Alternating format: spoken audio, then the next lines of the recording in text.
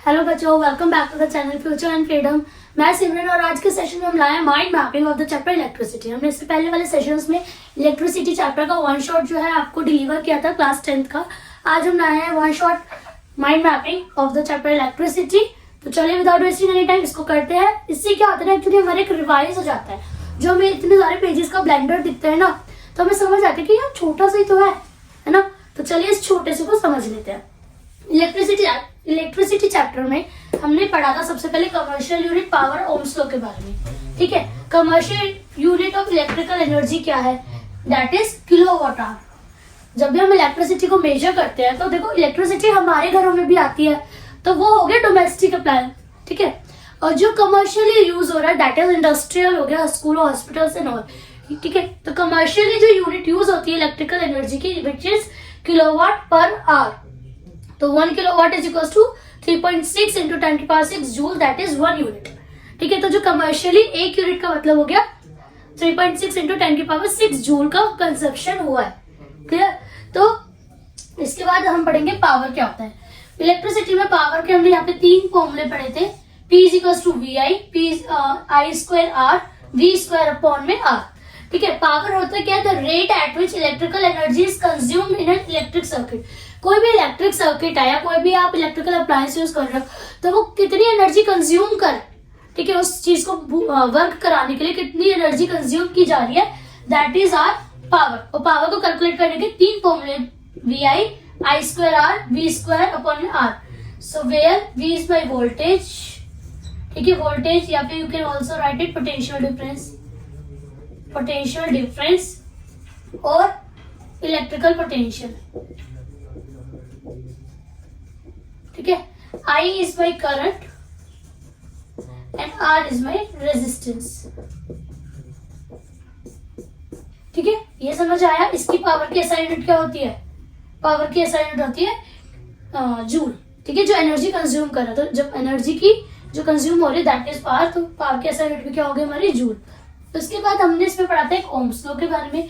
Ohm's law क्या कहता है, V is equals to IR, कि V जो है हमारा इलेक्ट्रिक पोटेंशियल और you can say potential difference, ये डायरेक्टली प्रोपोर्शनल है R, ये डायरेक्टली प्रोपोर्शनल है हमारा I यानी कि करंट के। और जब हमें प्रोपोर्शनलिटी का साइन हटाता है तो हम इसमें एक कांस्टेंट लगाते हैं विच इज R, और R जो है वो क्या है हमारा resistance. R is my resistance. Resistance का काम क्या होता है, to oppose the flow of current. जो करंट उसमें फ्लो हो रहा है उसको अपोज करने की कोशिश करता है, उसको रोकने की कोशिश करता है। ठीक है, तो ये था मेरा ओम्स लॉ। उसके बाद रेजिस्टेंस मैंने अभी बताया, और R जो है हमारा कांस्टेंट है। रेजिस्टेंस अपोज करता है फ्लो ऑफ करंट को, और R का फॉर्मूला हमने ऐसे निकाला था V upon I Ohm's law से। ठीक है, so where V is my same potential difference और you can say electric potential, voltage इसकी SI यूनिट होती है, और I is my current. Clear. तो ये हो गया हमारा रेजिस्टेंस के लिए फॉर्मूला। बट रेजिस्टेंस हमने पढ़ा था कि या तो ऐसे करके पैरेलल में लगेगा, ठीक है, ये हो गया पैरेलल का केस, जब एक ही पॉइंट पे यानी कि एक ही नोड से 2 रेजिस्टेंस लग रहे ऊपर नीचे, और सीरीज में लगेगा। ठीक है, तो सीरीज में R1 R2 ऐसे लगेगा और पैरेलल में R1 अपॉन R2 ऐसे लगेगा। तो पैरेलल और सीरीज दोनों में रेजिस्टेंस को कैलकुलेट करने का फॉर्मूला जो है अलग है। पैरेलल में आप करते हो 1 upon R is equal to 1 upon R1 plus 1 upon R2 so जितने भी आपके रेजिस्टेंस पैरेलल में अटैच है, और सीरीज में हम उसको डायरेक्ट प्लस कर देते हैं R1 plus R2 plus R3। और जब हमने इस चैप्टर का वन शॉट किया था तो मैंने आपको समझाया भी था कि जो करंट जो रेजिस्टेंस होगा वो आपका सीरीज में ज्यादा होता है as compare to the parallel. ठीक है, इसके बाद आता है इलेक्ट्रिक करंट पे। इलेक्ट्रिक करंट क्या होता है, चार्ज अपॉन टाइम, जिसकी स्टैंडर्ड यूनिट होती है एम्पियर, यानी कि फ्लो ऑफ चार्ज जो होता है ना, इट जनरेट्स करंट। जैसे जैसे करंट फ्लो करेंगे, चार्जेस फ्लो करेंगे, करंट जनरेट होगा। तो पर यूनिट टाइम में कितने चार्जेस फ्लो कर रहे हैं, it defines as the electric current. तो इलेक्ट्रिक करंट क्या हो गया, चार्ज अपॉन टाइम, फॉर्मूला हो गया हमारा I is equal to Q upon T, standard unit हो गई एम्पियर। ओके, नेक्स्ट आते हैं factors on which resistance depends. जब भी हम किसी कंडक्टर में रेजिस्टेंस को लगाते हैं तो वो कुछ फैक्टर्स है हमारे पास, 4 फैक्टर्स है हमारे पास जिसपे वो रेजिस्टेंस डिपेंड करता है। सबसे पहले नेचर ऑफ द मटेरियल, कि जो आप रेजिस्टेंस लगा रहे हो, जिस मटेरियल में लगा रहे हो, उसका नेचर कैसा है, वो कंडक्टर है, इंसुलेटर है। कंडक्टर भी है तो कौन सा कंडक्टर है, हाईली कंडक्टिव है या फिर लो कंडक्टिविटी का है, ठीक है। सेकेंड है हमारा लेंथ, कि जितनी ज्यादा लेंथ होगी रेजिस्टेंस भी उतना ही ज्यादा होगा, बिकॉज लेंथ और रेजिस्टेंस क्या होता है, डायरेक्टली प्रोपोर्शनल होता है। सेकेंड है हमारा area of cross section. Area of cross section और रेजिस्टेंस जो होता है वो इनवर्सली प्रोपोर्शनल होता है। जितना ज्यादा एरिया होगा उतना ही कम रेजिस्टेंस होगा, ठीक। उसके बाद है हमारा टेम्परेचर। टेम्परेचर भी क्या है, रेजिस्टेंस के डायरेक्टली प्रोपोर्शनल है, ठीक है। तो टेम्परेचर बढ़ेगा तो रेजिस्टेंस भी बढ़ेगा। तो अगर आप इन सबको कंपाइल अप करोगे तो जो रेजिस्टेंस है वो डायरेक्टली प्रोपोर्शनल है किसके, एल के, टी के, और इनवर्सली प्रोपोर्शनल है ए के। क्लियर, ये समझ आया। लेंथ और टेम्परेचर की डायरेक्टली प्रोपोर्शनल है और एरिया ऑफ क्रॉस सेक्शन के रेजिस्टेंस हमारा इनवर्सली प्रोपोर्शनल है। इसके बाद आता है हमारे पास इलेक्ट्रिक पोटेंशियल और पोटेंशियल डिफरेंस। इलेक्ट्रिक पोटेंशियल कहता है कि जब भी हम, अब इलेक्ट्रिक करंट क्या है, एक पॉइंट से दूसरे पॉइंट तक जो है, जब चार्ज मूव कर रहे हैं तो जो वर्क डन हो रहा है that is the electric current. Clear, तो इलेक्ट्रिक पोटेंशियल क्या है, work done to move a unit charge from one point to another. एक पॉइंट से दूसरे पॉइंट पे, यानी कि अगर मैंने सर्किट बनाया है तो सर्किट के एक पॉइंट से दूसरे पॉइंट तक जो मैं इलेक्ट्रिक चार्ज फ्लो करा रही हूँ, जो यूनिट चार्ज फ्लो कर रहा है, वो जो वर्क है उसको फ्लो कराने का, that is my electric potential. Is it clear. Next है this danger of mishandling electrical appliances. Electrical appliances, अब देखो इलेक्ट्रिक करंट फ्लो हो रहा है, सब कुछ हो रहा है। इलेक्ट्रिक करंट मैंने आपको बताया, फ्लो ऑफ चार्जेस। उसके बाद इलेक्ट्रिक पोटेंशियल की जब चार्ज को एक साइड से दूसरी साइड ले जा रहा है, तो ये सब चीजें क्या कर रही है, करंट जनरेट कर रही है। करंट यानी कि इलेक्ट्रिसिटी हम सबके घरों में यूज होती है। तो इसके क्या है, इसके जो मिस हैंडलिंग है, मतलब इलेक्ट्रिसिटी का मिस हैंडलिंग आपको कौन कौन से डेंजर्स में डाल सकता है। तो फर्स्ट है इलेक्ट्रिक शॉक। इलेक्ट्रिक शॉक जो होता है ना, मतलब कि आप लोगों को तो देखा होगा कि छोटा मोटा झटका लग जाता है समटाइम्स, ठीक है, कि कुछ कनेक्शन में प्रॉब्लम हो रहा है, कनेक्शन लूज में टच के एकदम से झटका लगा। समटाइम्स इलेक्ट्रिक शॉक इतना ज्यादा भी होता है कि ऑन द स्पॉट जो एक पर्सन की डेथ हो सकती है। For example, it's a real life example, मैंने खुद देखा था।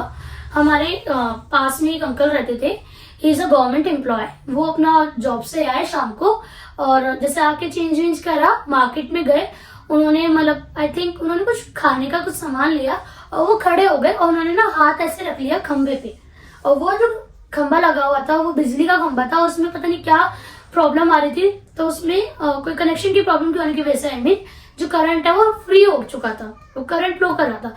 जैसे उन्होंने हाथ रखा खंबे पे, उनको इतनी गंदी तरीके से शॉक लगा, वो ऑन द स्पॉट उनकी डेथ हो गई। तो ये सब चीजों का ना हमें ध्यान रखना चाहिए।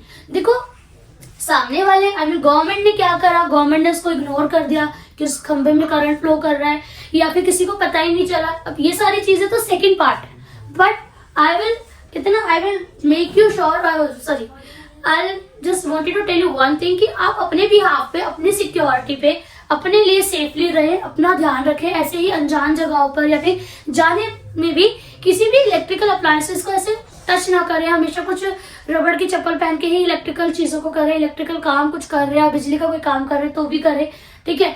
और स्पेशली जो मेजर एरियाज है ना, कि बाहर ऑन रोड जो बिजली के खंभे लगे हुए हैं, या जो घरों के बाहर या कॉलोनीज के बाहर ट्रांसफॉर्मर लगे हुए हैं, बच्चे क्या करते हैं, क्रिकेट खेल रहे हैं, कुछ खेल रहे हैं, बॉल चली गई तो they try to get their ball के लिए वो क्या करते हैं, जो केजीज होते हैं उसमें से हाथ डाल के बॉल निकालने की कोशिश करते हैं। तो इन सब चीजों को प्लीज अवॉइड करें।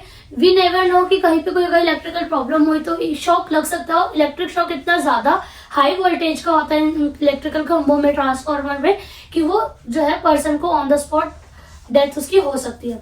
तो अपना भी ध्यान रखें और अपने जो छोटे भाई बहन उनको भी बताइए कि ऐसे बिजली की जगहों पर नंगे पैर या किसी भी रीजन से नहीं जाना है। जाना है तो किसी बड़े की परमिशन से या बड़े को लेकर जाना है, ठीक है।